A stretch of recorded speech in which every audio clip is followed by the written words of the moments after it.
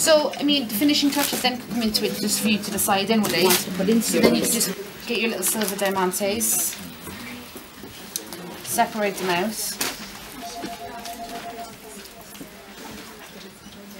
And they come in all colours as well, do they? We have them in silver in packets at the moment, and you could get the flowers in colours as well, but we don't have. We have a few diamantes actually in different colours as well.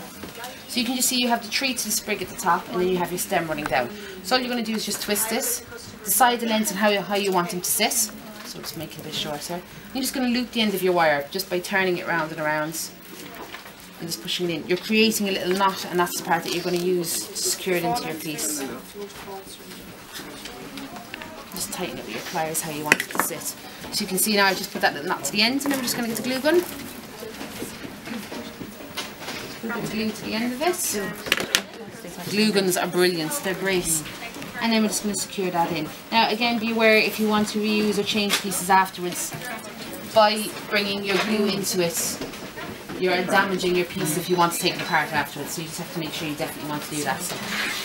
Again with the diamantes, just use an adamant. So you have 3 on the stem, so just be aware of how many you're going to put in. You're not going to do like 2 on one side, 2 on the other, because it will be too symmetrical, so maybe just use 3 scattered around instead. So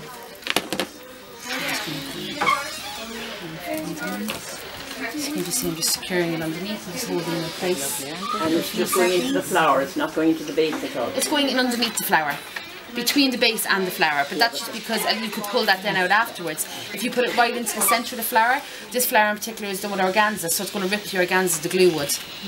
And you see I'm just going to bring glue now at the end, bring it right underneath the flower, and secure it into the base. And just push down on top. You can spray them out afterwards, then the angle that you want them to sit. You could add as many of them as you wanted into the centre, just to add your sparkle and your bling into it. Now you can see the flower even, I've only stitched it to one side, so it's lifting here, so you'll be aware of the stitching underneath. So just to make sure when you have all your pieces in, that maybe if you just have a look through it and make sure there's no angles of it that you're not happy with. At this point now you're going to have a lot more into the centre, so you have to make your needle and thread through, so you don't want it catching on the wrong side.